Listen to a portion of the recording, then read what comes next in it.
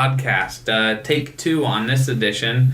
I'm Casey Coggins with Alvin Hebert. One more time. And Andrew Lara. Hey there. Yeah, like I said, I had to update my program, and I think it changed the settings, and so when I hit record, it didn't hit record. So we're starting over on this episode. You missed out on our great little conversation that started with Westworld and got into Kanye and Childish Gambino and TV shows and went back to Westworld, and it made a full circle. It got there. It started somewhere and it got back there. However, we made it work. But we were going to discuss, and we were discussing, the NBA playoffs. And we are in round 2. Round 2's pretty much over at this point because we have this series, Rockets Jazz at 3-1. Later, the Warriors and Pelicans will play. That's 3-1. Tomorrow, the Celtics and Sixers play. That's 3-1.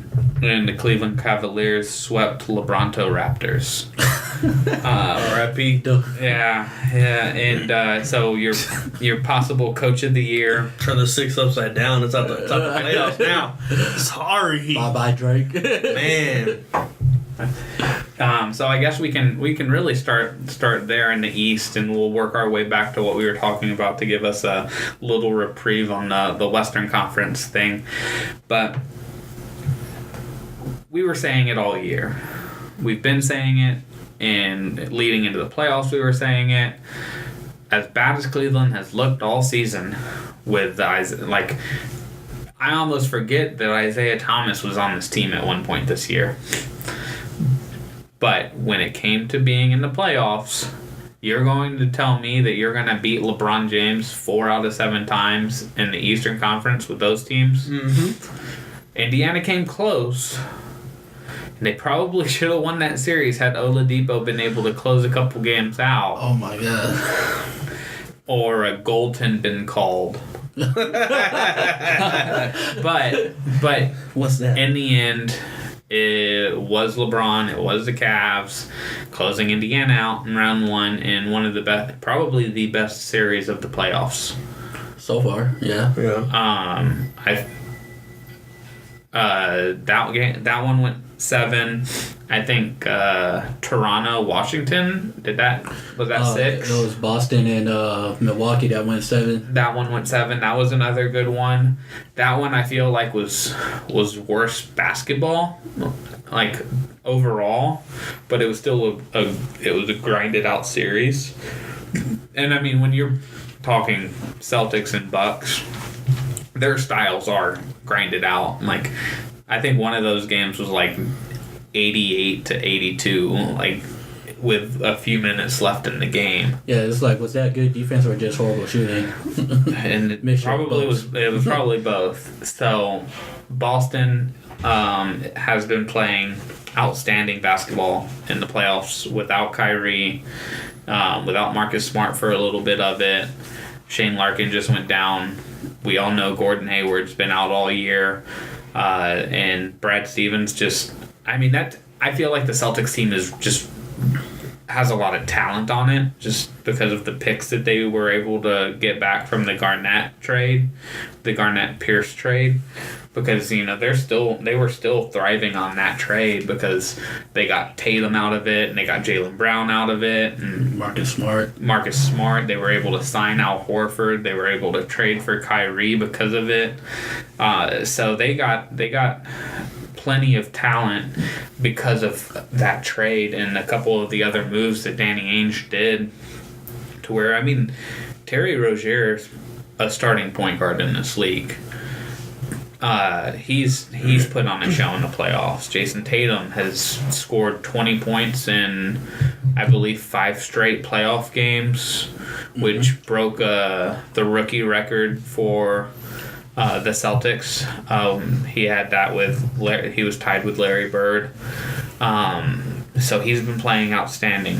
Jaylen Brown had a hamstring issue, but when he's been healthy, he's been outstanding. And Al Horford, for the first 3 games of the Sixers series in round 2, has outplayed both Ben Simmons and Joel Embiid. He's been locking down Embiid. Yeah. No help, D. So, and a lot of people were saying, like, Brad Stevens is doing more with less than Pop ever did. And you got to agree with it. I don't think so. I mean, he had Tim Duncan in his prime for a while, but in today's NBA, like, the best that Tony ever was probably what Terry Rozier is doing right now. And Terry Rozier offensively is probably a better player than Tony was. Yeah, and Rozier's putting up Kyrie numbers right now. So. Yeah, so Terry Rozier obviously has the talent that Tony Parker had. Yeah. Jason Tatum's putting up better numbers. Like, he's putting up the numbers that Tim Duncan was putting up. So I think the overall talent of this Celtics team, the overall talent, you're talking Marcus Smart and Jason Tatum, Jaylen Brown, Terry Rozier, why can't I think of his name? The rookie from SMU, Olajay, Horford. I think Aaron Baines is hurt right now, but Aaron Baines, like, look at the 07 title team for the Spurs. Was Aaron Baines shooting threes for you guys when you all had him? No. Nope. Mm-mm. He was shooting like 15-footers, but for the most part he was not. He was just crashing the board. Yep, and playing post D and setting screens. And even then, he wasn't really playing much because we had Tiago Splitter when we had Aaron Baines. True that. Aaron Baines was like our 15th man.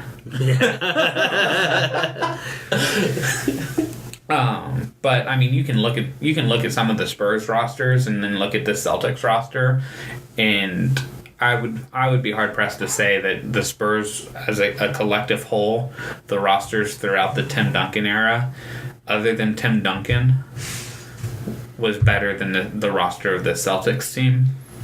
The reason why the Spurs won 5 championships is mostly because of Tim Duncan. I think the reason that the Celtics have this much success against the Sixers is because it's a young team too. It's young. Well, it's 2 young teams. Now, but I mean, if they were to be up against LeBron this round, they would have been fucking over already. The Celtics are the youngest team in the league. Yeah, but by age, but they're really well coached. And not to say that the Sixers aren't well coached, but when you have a star player who has an extreme limitation, Ben Simmons will not shoot the ball. Yeah. Just flat out won't shoot the ball. I don't know how many times I have to say that tonight. I'm sorry, listeners, but I've said it a lot. They haven't heard it till right now. So you can adjust. Like, the Celtics have always been a premier defensive team under Brad Stevens. So, like, they're letting Ben Simmons, they're sagging on Ben Simmons. They're not giving him the same passing lanes. So they're trying to shut down Redick and Bellinelli.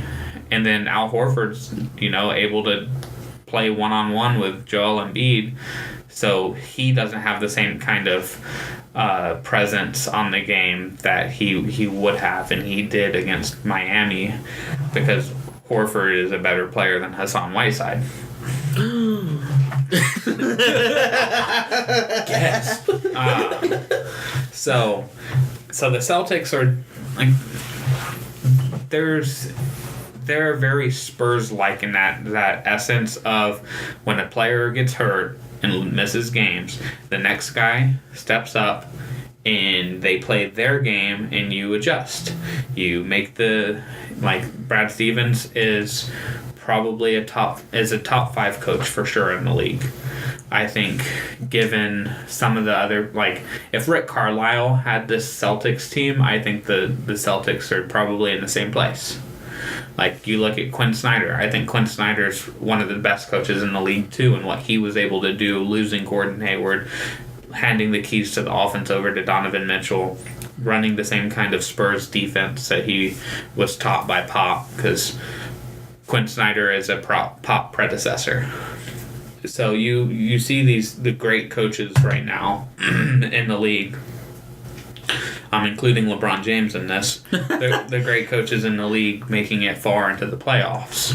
The coach / GM / player / president of basketball operations. / owner of LeBronto Raptors. Yeah. Sorry, Drake. Poor Drake. Poor Mr. Graham. The Raptors, they like turned into like the Lost Before Time, like the Land Before Time. The Lost Before Time. Lost Before Time. Damn, dude, you're mixing TV show and movie right now. The Land Before Time. Baby dinosaurs. You could have just said Barney and got it over with. Yeah, the Raptors. I think the Raptors hit the ceiling of their potential every year, because I don't see them. Like, even this year, as good as they were, I never thought for once they would actually make it to the finals. Yeah, I mean, it was... You see LeBron James in the Eastern Conference is like, well, just might as well write that one in. No matter how good. Everyone said the same thing about the Hawks, 3 years ago? When the Hawks were just on fire? I saw a tweet thread. It was hilarious, because it was a bunch of images of people tweeting. So-and-so team is the worst number 1 seed in history. So-and-so team is the worst number 1 seed in history. Yeah, and man. It's Hawks, Bulls, Raptors, Celtics. Like, every year that LeBron beats a number 1 seed. The D-Rose Bulls? The Taj Gibson, D-Rose, Joakim Noah, those Bulls. The Pacers. I got real quick. Man, leave my Bulls alone. Just leave them out of it. Why you had to bring them in this? They did nothing. But so the Raptors were in a weird place, because I think if you had Kyle Lowry and DeMar DeRozan in this year of their career, and you had OG Anunoby in like year 5, they probably beat the Cavs this series. But since you had rookie OG, rookie Siakam, and then DeMar is a good player. He's an all-star. I'll give him that. But he is not a number 1 piece to an NBA final team. No. When he's not as good as the number 4 player for the Golden State Warriors, granted, the number 4 player of the Golden State Warriors is a really good player. Was it Draymond? It's either Draymond or Clay. But I would take Clay over I would take DeMar. I'd take Clay over a lot of people. Yeah. Yeah.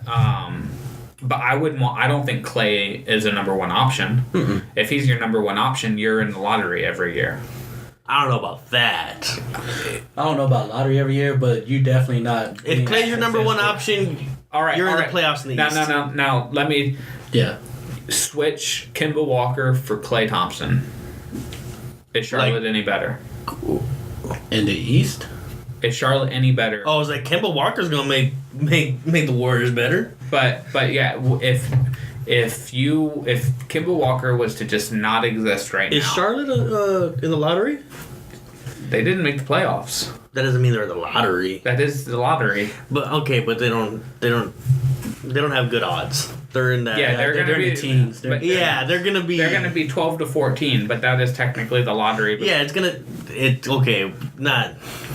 We're not talking about top 5. Yeah, exactly. I didn't say top 5, did I? You said lottery. I said in the lottery. In the 14th pick in the draft is a lottery pick. Man, same shit. it's not a lottery pick. Okay, all right. So I will say that Klay Thompson and switching, getting rid of Kemba, putting Klay Thompson in Charlotte, they're probably in the same boat, if not a worse team, because of how much Kemba is the ball handler and the creator in that offense. I don't know, man.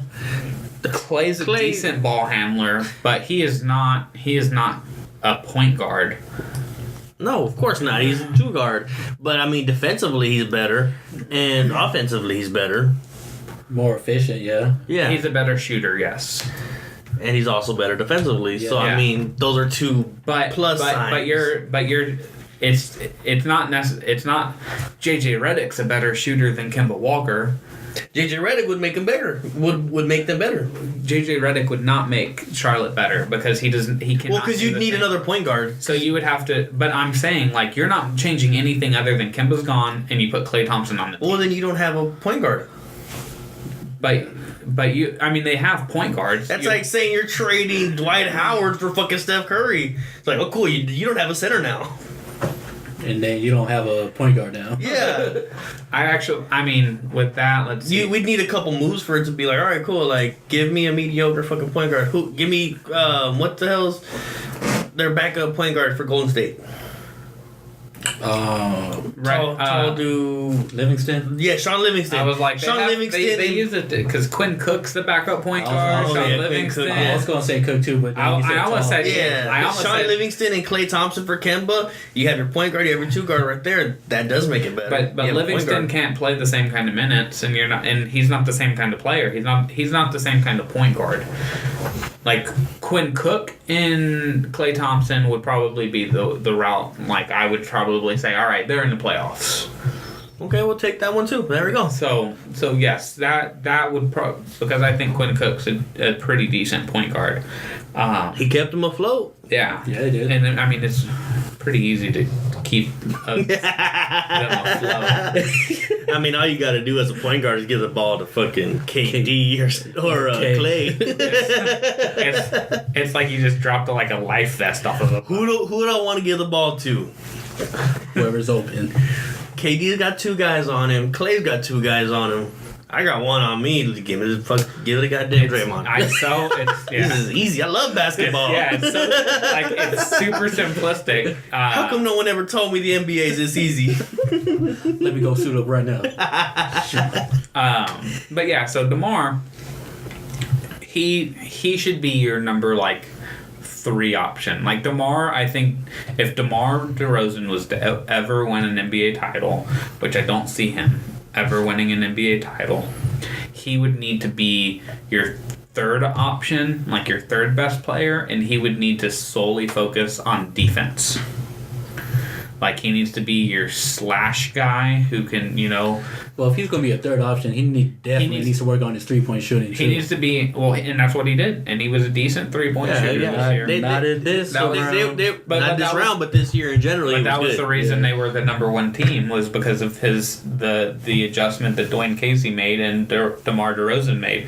But because if you have DeMar DeRozan in that Rip Hamilton role where he's running off the screens, he's cutting, setting back screens, and you have 2 guys that are better than him on your team, then that's I think his natural role, as far as where his ceiling as a player is.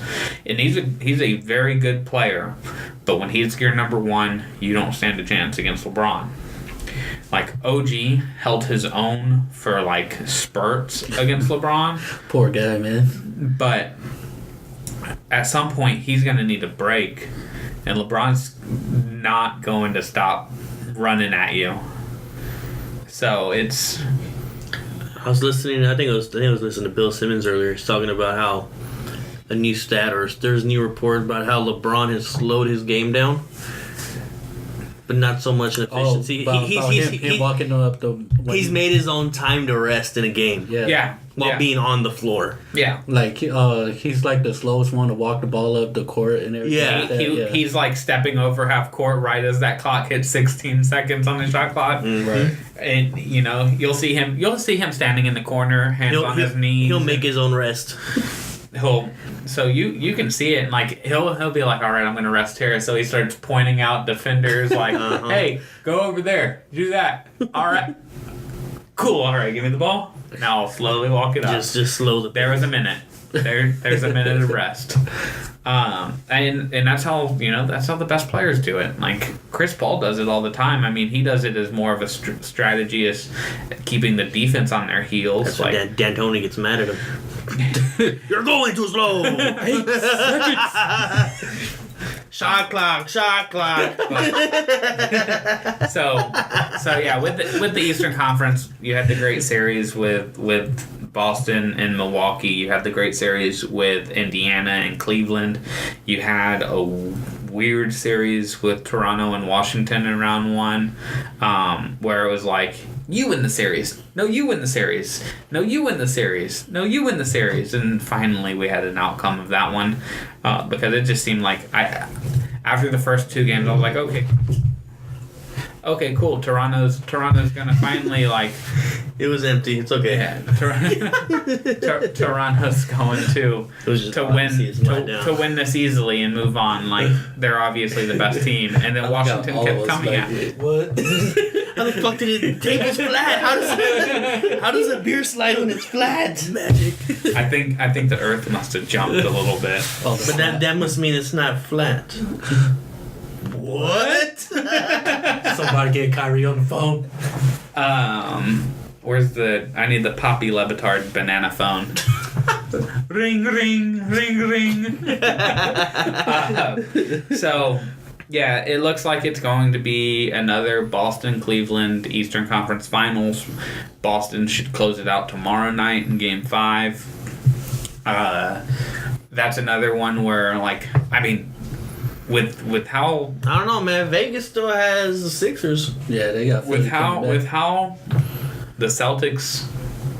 And that's just star power. They look at it and they're like, all right, well, they have Ben Simmons and Joel Embiid still, and this team is relying on Jaylen Brown and Jason Tatum and Al Horford. I don't know. I usually tend to go with Vegas's votes. I mean, they got the big hotels and shit. Yeah, they didn't build them for free. They also know what they're doing, and they know how people are going to bet. They didn't build that with their own money. Sure didn't. That's how, like, Tiger Woods was the favorite to win the Masters. When? This year, he was the favorite to win the Masters in Vegas. I missed that one. Really? Yeah. Oh wow. He ended up, I think, maybe he wasn't the favorite, but he was a top 5 favorite. He started out as like 100-1 odds, and he ended as like 8-1. Maybe 5-1, but he ended up right at the top of, as far as odds go, to win the Masters, because Vegas knew a lot of people were going to bet on him. They didn't think he was actually going to win, but people were going to bet on them. But yeah, Boston's too well coached for this team, and they're too good defensively. I don't think that, unless Ben Simmons is going to have to come out and score about 22 points a game the next 3 games for them to have a chance to make the historic comeback. Need to be very historic. And if he does, history. And then you're gonna see nothing but GIF memes of Marcus Morris just 3-0, 3-0. And it's like, what now? a lot you're gonna see Joel Embiid retweeting and just be like, oh, guess not. You're gonna see a lot of Yankees fans start talking shit. Cleveland fans. because Boston beat the Yankees up 3-0 in baseball, first team to ever do it. So you're going to have that Boston, like, the Celtics losing after being up 3-0 and having them win after 3-0. Somehow the Patriots and the Falcons are going to get brought into this. 28-3. The Clippers up 3-1. Warriors 3-1. The Sixers are going to beat them by 28 points, and that's how they're going to end the series. And then you're going to see a bunch of memes like, 28-3. That'll be the Sixers won by 28 points, went down by 3. That'll be too Be Illuminati shit. It's going to be crazy. With the Western Conference Finals, so we have Houston and Golden State. They're going to meet in the conference finals. That's pretty much inevitable. You have Houston up. I think they just went up 7 on Utah in Game 5. They're up 3-1 in that series. Warriors Pelicans later tonight. Warriors up 3-1, looking to close out. In as good as the Pelicans have been these playoffs, and I kind of was like, you know what? Maybe they might be able to find something. And then I watched Game 1, and I realized they're guarding Kevin Durant with Nikola Mirotic. And immediately realized that this series wasn't going to work out well for the Pelicans. I hope for more. I mean, they looked so strong that first round. Man, but then game 2 happened and Steph came out the fucking booth and just put on the cape, shut it down. But see, that's how the Warriors work is when you have so much talent in Kevin Durant and you're like, all right, well, we need to focus on shutting him down. We got to play one-on-one with Steph, and he's coming off the screens, and I don't know, like, and this isn't just the Warriors. This is all across NBA. Like, it drives me nuts seeing fouls called on a defensive player for hand fighting when right after that foul, when the defender stops hand fighting and they have their hands back, and I see a full shove from the offensive player to get that first step, and they don't call a foul on that. That drives me nuts. And I grew up being a shooter in basketball.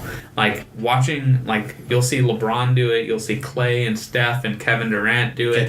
You'll see Chris Paul, James Harden do it. Like, everybody on offense gets away with that. Like, they kind of, like, lean their shoulder into the defender and they just kind of shove them in the chest, and they have to, like, take a step back.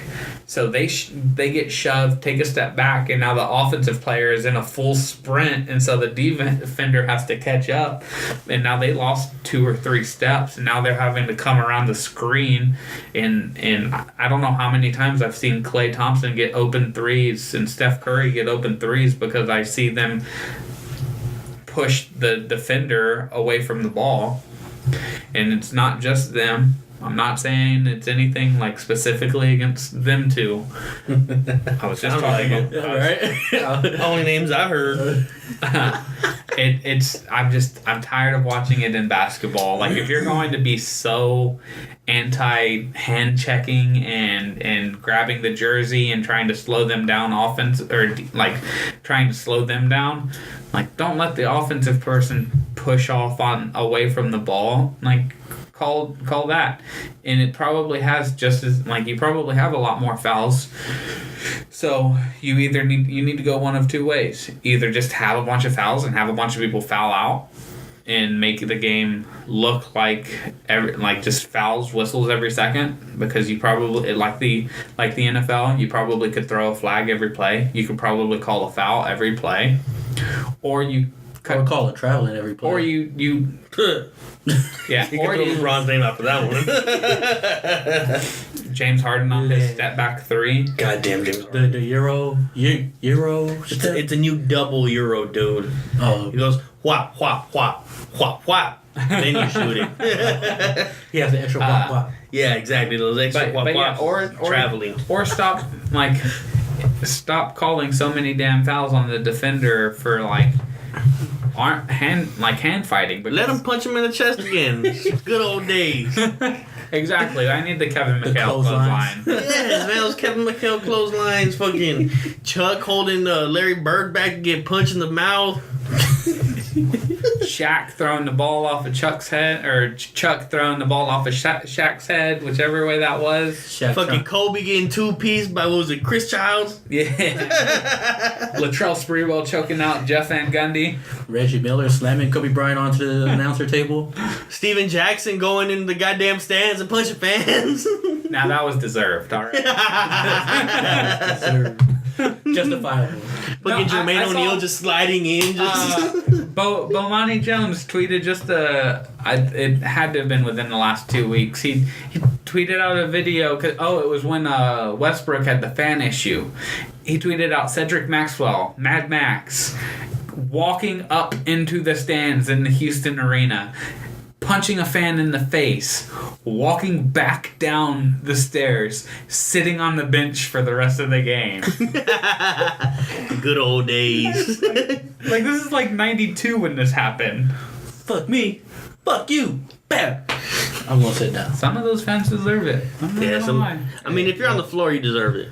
Fucking Utah. Mormons. Damn. That's anti-Semitic. Now none of the Mormons are going to listen to our podcast. We'll never make it in Utah. Mitt Romney saying his favorite thing is hot dogs and hamburgers, and he'll take that over a steak. Did you see that? You know what? I'm just going to say right here. Fuck you, Al Gore. How about that? Oh my God! Why you don't like Al Gore for? I like Al Gore. Oh, Yeah. Oh, He's okay. climate change. Yeah. Man, bear pig. Man,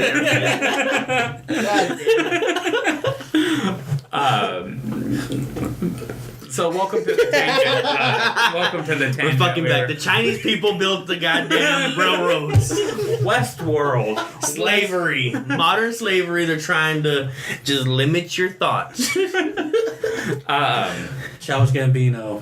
Now, Kanye. Had to make sure we're recording this time. no, I was checking the time. I knew we were recording. I made sure before we started. This time. Again. Yeah. I didn't make sure the first time because I hit the button and turned around and started talking.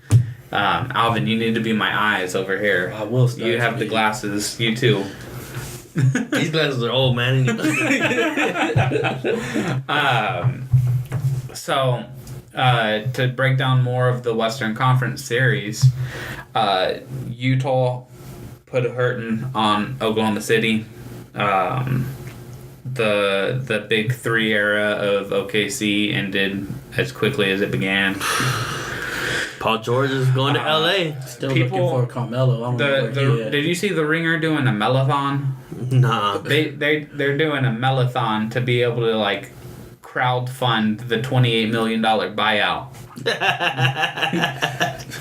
just start a GoFundMe. Yeah, so they What do you do with Melo? Like, what does Melo do now? he needs. I personally think like Do you think he needs to he retire? needs to retire. Like he either needs to retire with his pride the way that it has been, or he needs to be like, all right, I'm not the player I was 5 years ago. Or just, like, say you're going to retire.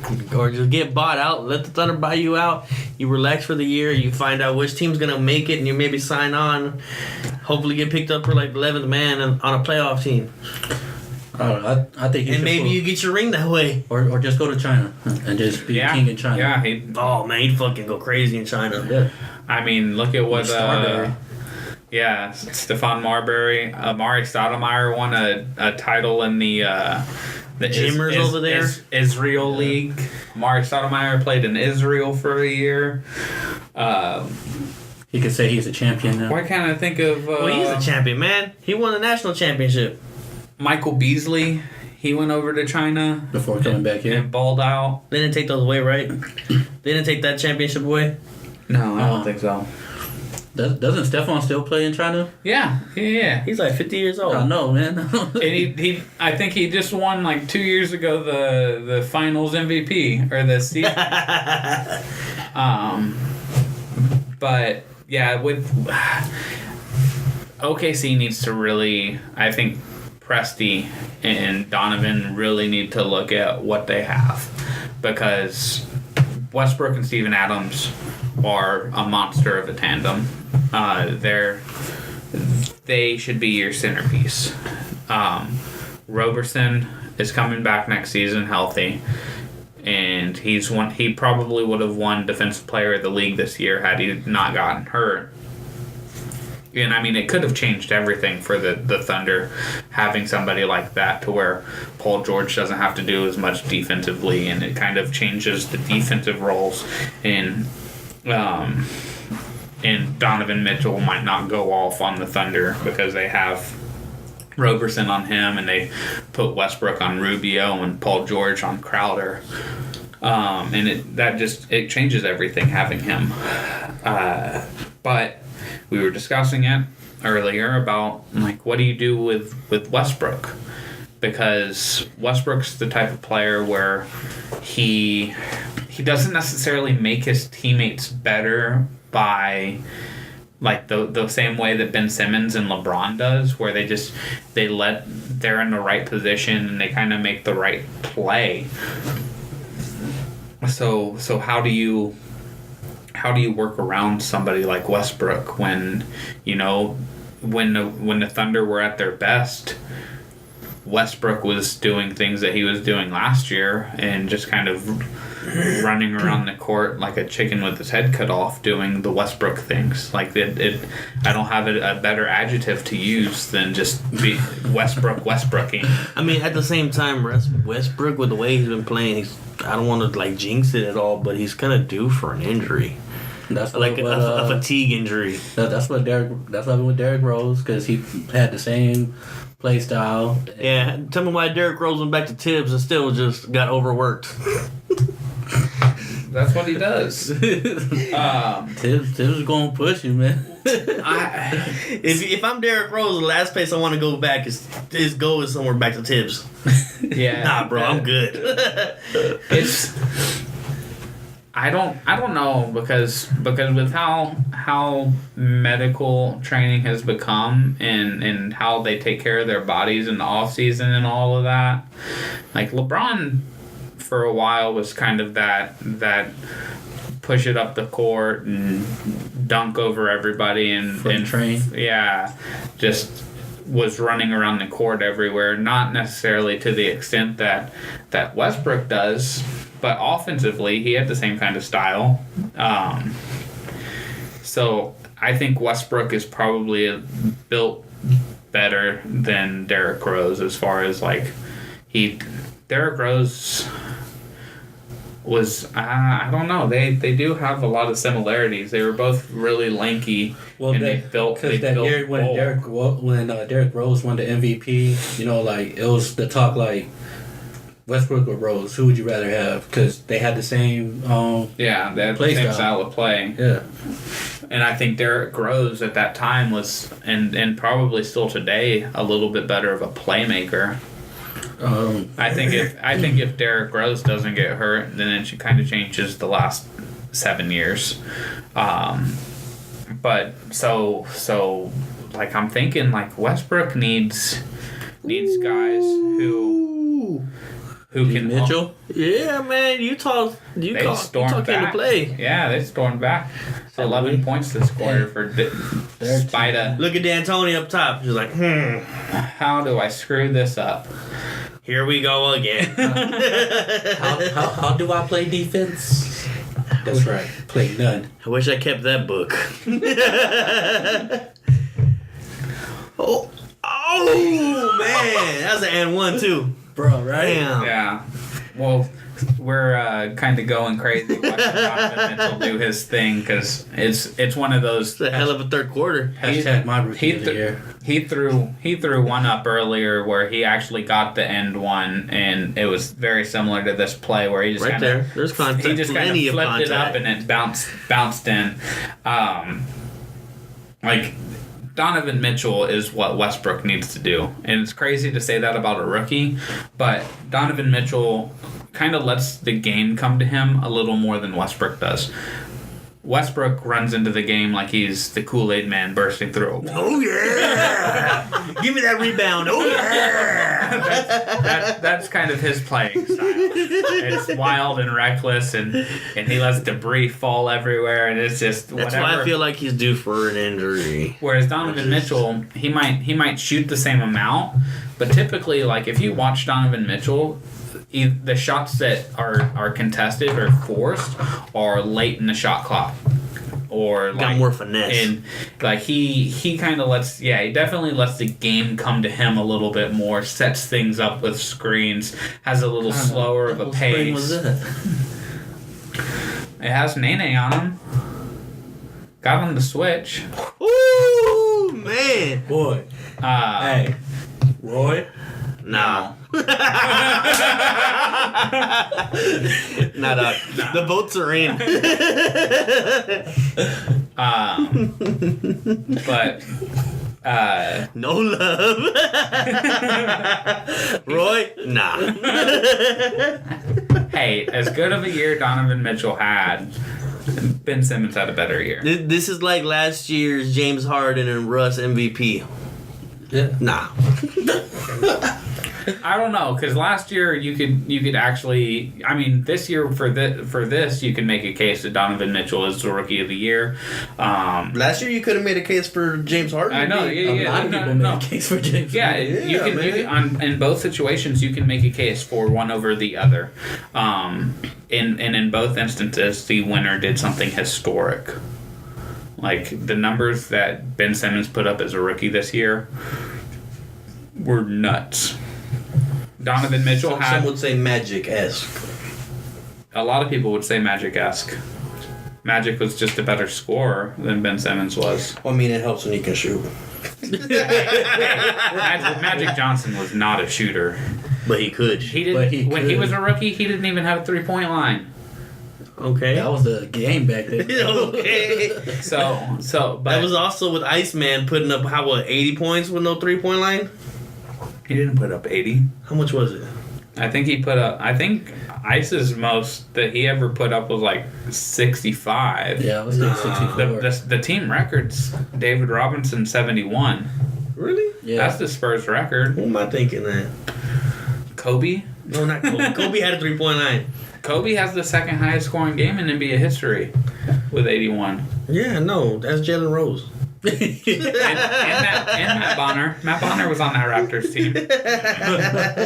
Was Matt Bonner even playing that game? Yeah. Don't put Matt Bonner in that. That was Jalen Rose.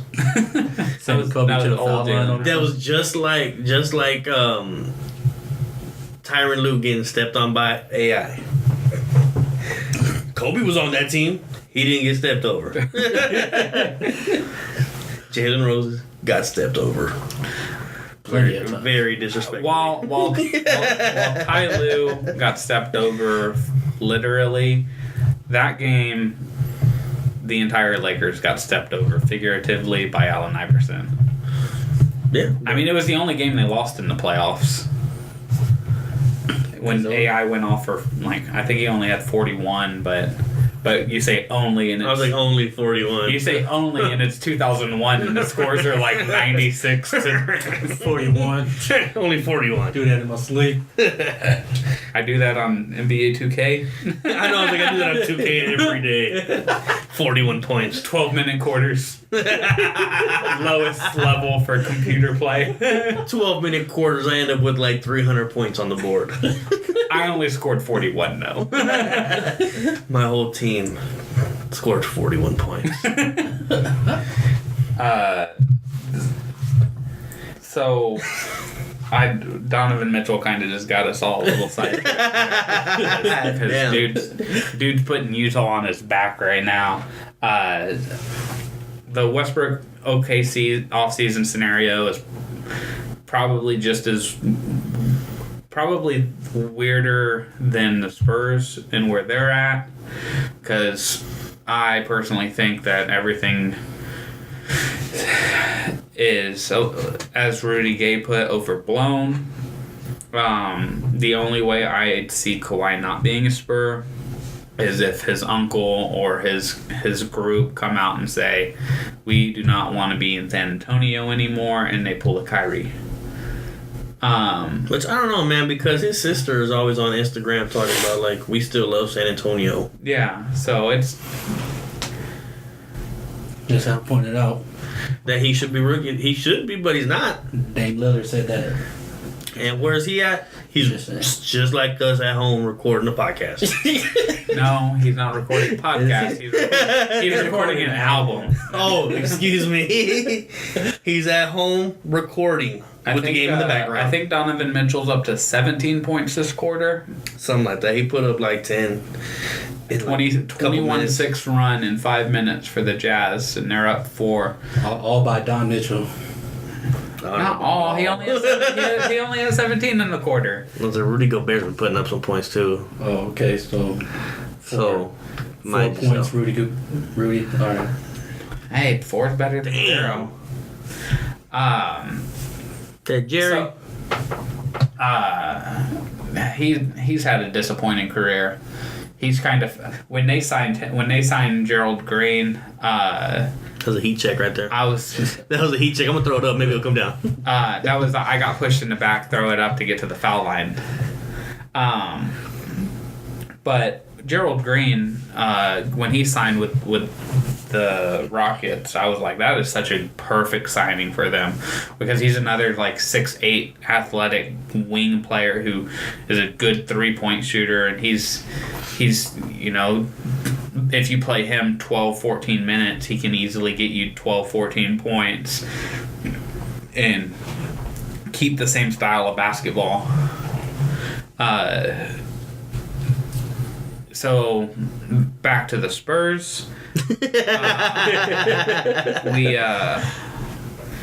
Spurs. I think it's gonna I was looking at that. I was like, what the hell is that? As full of drama that the season was, and even now is.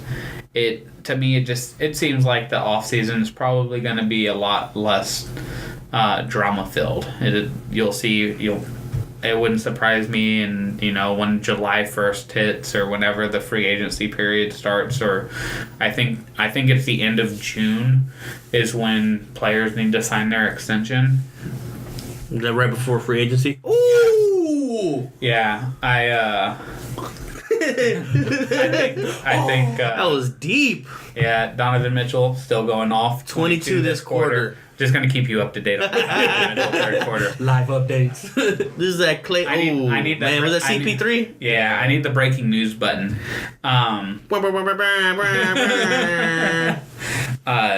So yeah, it wouldn't surprise me to see Kawhi sign the extension, and kind of end all that off-season stuff going on for the Spurs.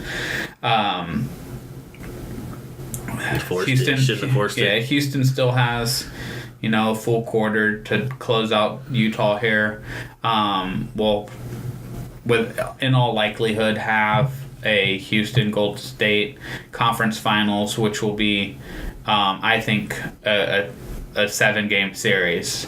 I think that'll be a tremendous series with how well Houston has played, and how Houston is literally only built.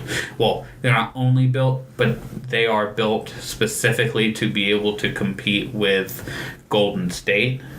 And if you're built that way and you have the capability of beating Golden State, you're going to beat every other team in the league too. So, I don't know, man. If the refs keep letting Utah beat up on them a bit, it's gonna be interesting. Oh, I was hoping. My heart. I was hoping he was gonna take the last shot. That was a hell of a quarter. Yeah, that was a great quarter. What did they end up? 25? 24. 24, yeah. 25's the record. I believe. He tied it with 24. No, 25 is the record. No, he can't tie it with less, man. Is it 24? It was 24. They had it on the screen at the bottom. But I think it's like Sleepy Floyd has the record. Man, somebody wake his ass Sleepy up. Floyd. Somebody wake his ass up. So we'll continue to follow career high. 22. Yeah. He tied a career high, not a playoff franchise. Not a playoff high for points in the quarter. Points in the quarter, I believe, is 25 in a playoff game. And yes, that is, I believe, owned by Sleepy Floyd. The conference finals will be starting when we record next. Actually, they would be going on. Gonna miss next week. I'll be in Colorado. So when we return on the podcast, our next episode will be talking conference finals and seeing how, the first couple games, there might be 3 games that have gone on by now, by that time. And for all we know, the conference finals could be over, depending on how they all play out. So we'll continue our NBA playoff coverage then. As for now, let's finish up our week with our weekly On Fire and Dire and Prophecies. I'll let Andrew lead off on the fire round. Who is on fire for you? What'd you say? Fuego. I've got the Celtics, man. Hey. The Celtics are looking good. Hey. Everyone put in the Sixers to the finals until the game 1 started, and then we questioned it. But now, I mean, I don't know. Celtics been on fire all week, though. Does it sway your decision, though? This is the last time they'll be on fire this year, so... This isn't for the future, man. This is the past. That's what we got, a prophecy. Okay. All right. So, yeah. Celtics fire. Which is, they deserve it. Yeah, of course. What they've been doing. If it was last week, it would have been the Pelicans. Hey, next week it could be the Pelicans too. They could mount a comeback. They have Anthony Davis. Yeah. Alvin, you go. Well, just to touch on, I want to say Garrett Cole, but I figured you was probably going. I Garrett Cole. actually wrote down Astros pitching first. I was just going to do Astros pitching, but then I realized they lost 3 of 4 to the Yankees last week. So they, while I do think Garrett Cole has been, he was my preseason Cy Young pick because I knew he was going to light it up this year. Which is, had people, the way that the Astros pitching staff has been, talking about how good is this pitching staff compared to, historic great pitching staffs. Yeah. But go ahead and keep going about my Cy Young. Well, no, I just wanted to touch on I figured that you was going to talk about him, so I just wanted to, give a little touch on that, but my fire is Brad Stevens. I almost put him, too. Because coming from winning Game 7 with against Milwaukee to having to go straight into playing against Philly and take a commanding 3-1 lead in the series. I do want to say, again, for however many times tonight, it is when your star player is reluctant. Not even can't shoot. I won't even use can't shoot. It's a won't shoot. He won't shoot. DeJounte Murray can't shoot, but DeJounte Murray will shoot if he needs to, reluctantly. But that Brad Stevens is a great coach, and he's saying, all right, this is how we're going to play you. Now you're going to have to beat us playing this way. Man, I think hands down Brad Stevens is top 3 NBA coach right now in the game today. And his exit in those schemes is man, it's up there with Popovich's so his out of bounds plays are probably the best in the league. And I would say Pop would be better at out-of-bounds plays, but I feel like there's still a little bit of, old school, I'm going to run this one play on out-of-bounds. Because there are some out-of-bounds plays that Pop runs, and I'm like, of course that worked. That was brilliant. Yeah, because, just like Pop, he brings out the best out of every player that he has on his roster. It doesn't matter who it is. We've seen it all year. There are star players getting hurt, going down. It's the next man up, and he puts them in the right position for them to succeed.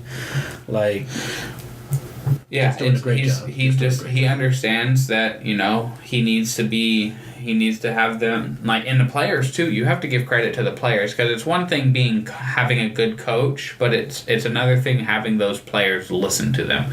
Because Rick Carlisle is a great coach. But having a player listen to you is a different thing, because when they had Rajon Rondo was not going to have any of Rick Carlisle. Rajon Rondo also didn't have any of the playoff shares. True. So, but you can Dwayne Casey is a very good coach, and he was able to adapt the team for the regular season and the playoffs. But he wasn't, there was something that he was missing that, the coaches like Brad Stevens definitely have. They have that. It's. Well, you got the S tier coaches, which is Popovich, Brad Stevens. Maybe you want to put in Carlisle in there. I don't know. Quinn Snyder is and you got the rest of the coaches below them. Yeah. There's some coaches that probably shouldn't be NBA coaches, because they don't adjust.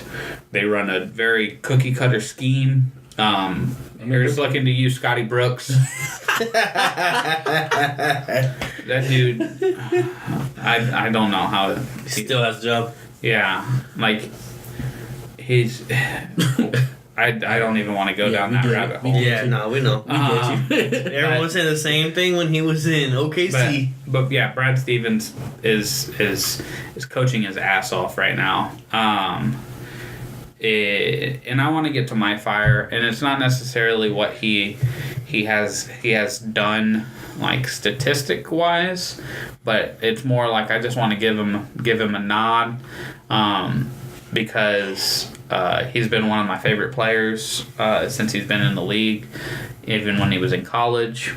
Chris Paul, CP3, he's my fire pick because it looks like he's finally going to make his first conference finals, and it's been a long time coming.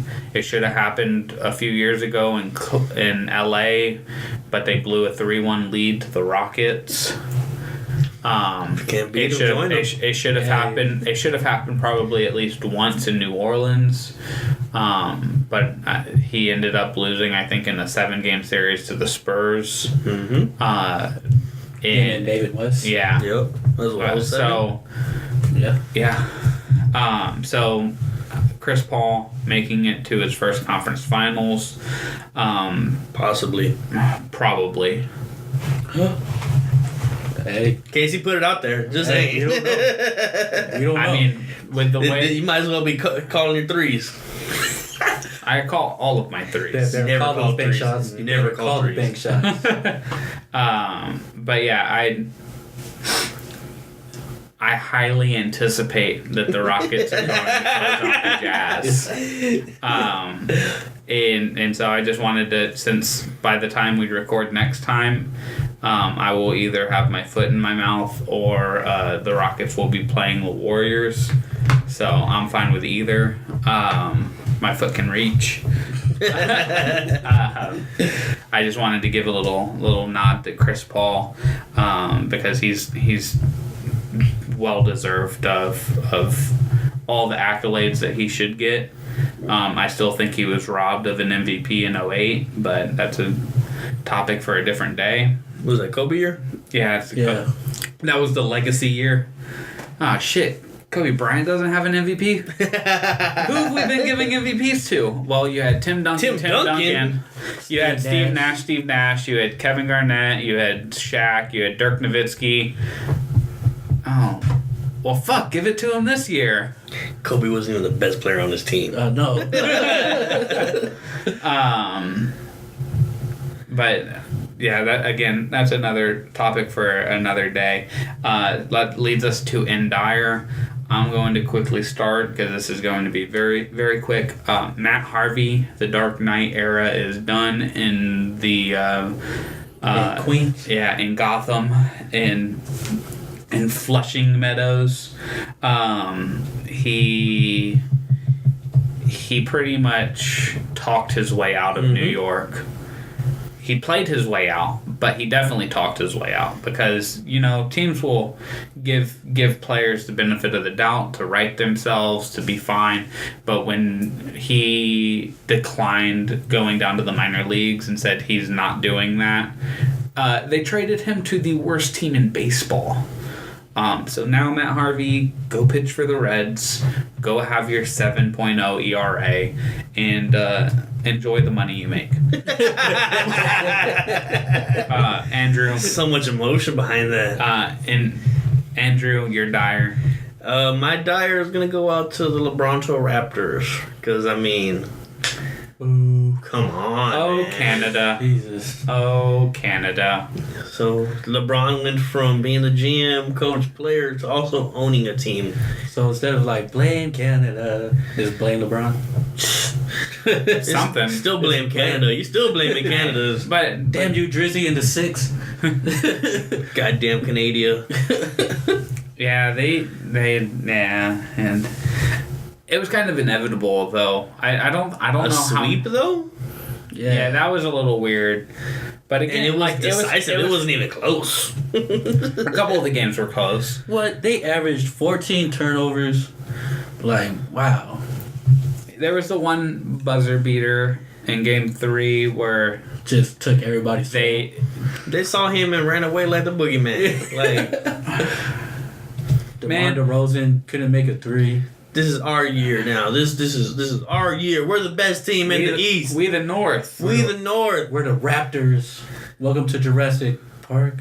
Yeah. Welcome to Barney's world. They went from like an intense roar to a. What was this? Was like a cat. That's Simba. When Simba was trying to get his roar on. That's a goaltend. So Raptors, I'm sorry for your loss. Sorry. Alvin, your go. Des Bryant. Got teams saying that they won't even pay him the minimum. No. Let's start with the fact that he was offered a multi-year deal with the Ravens and declined it. And then doesn't have another team offering him a minimum deal. There was like, what, at least 10 teams that came out and said they wouldn't even offer him the minimum. And then at first you did turn down the Ravens multi-year deal. To be fair, I want to see those 10 teams and what their receiving core looks like. And their quarterback looks like. Because if it's like the Patriots, no shit. If it's the Falcons, no shit. Well, but at the same time, you also carrying that baggage. Yeah, you are. Right, because he has to go to a new city. Yeah, so he's got to deal with. You got to deal with him going through all the bars, getting kicked out, getting fights. Might have to hire a babysitter again. Got to listen to the mom. Yeah, man. And his production has not been there whatsoever. So like, I can see why people don't want to pay him the big money. You know where he's going to end up? Dallas, Vegas. League. He's going to play with the Raiders. The Raiders already have fucking 4 new wide receivers. They got Jordy Nelson. It's still the Raiders. He's gonna come back to Dallas. Jerry's like, I'm good. The other one that I can see him playing with is San Francisco. I don't know who their top receiver is.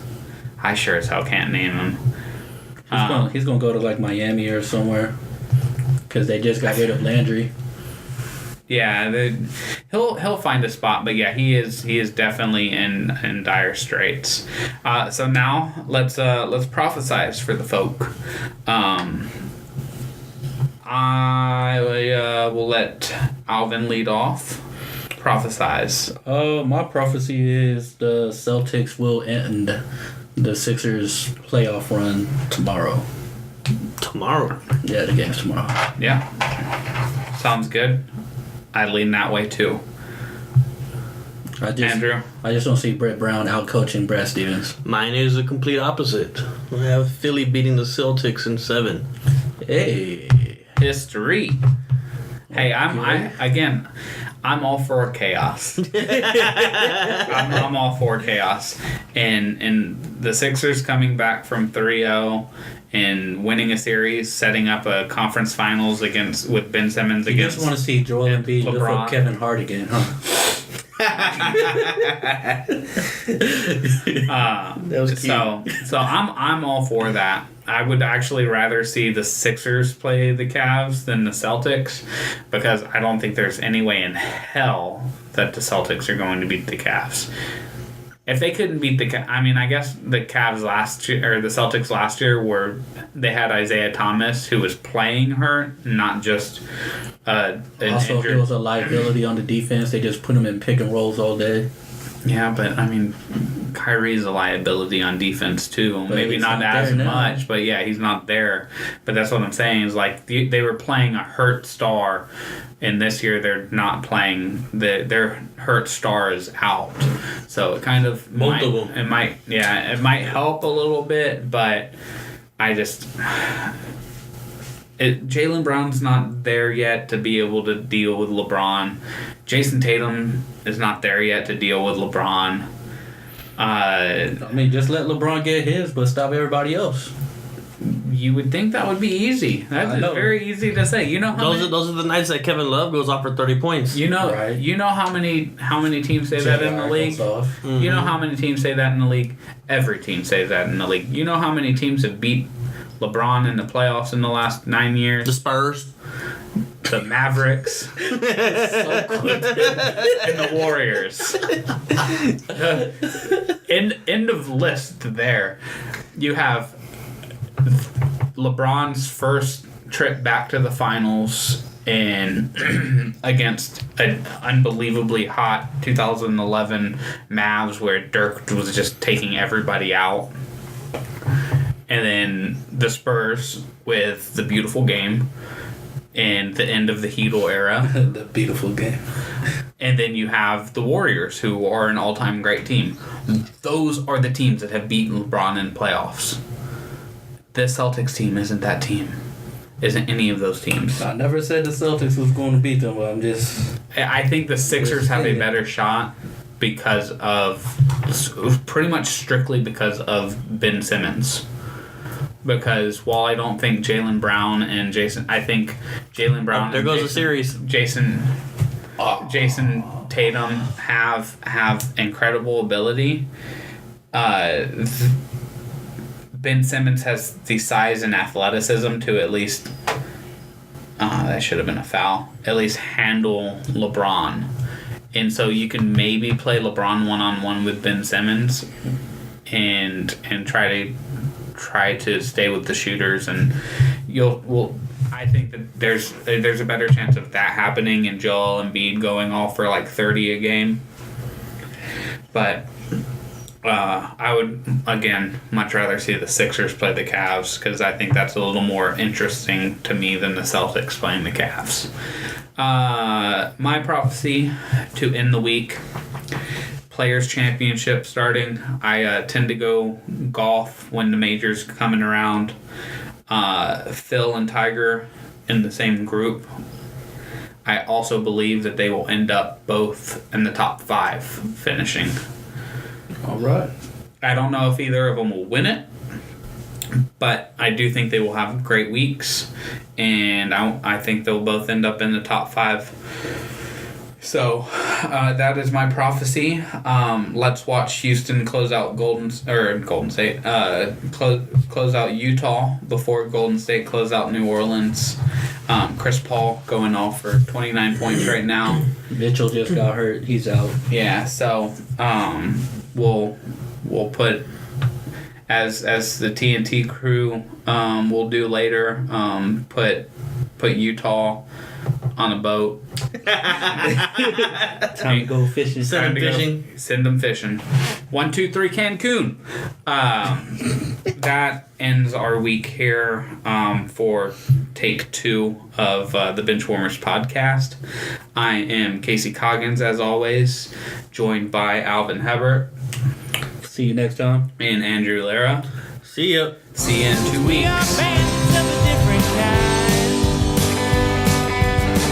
We'll take your girl, pay you no mind.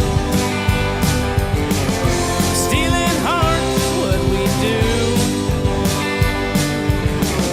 Watch out, girl.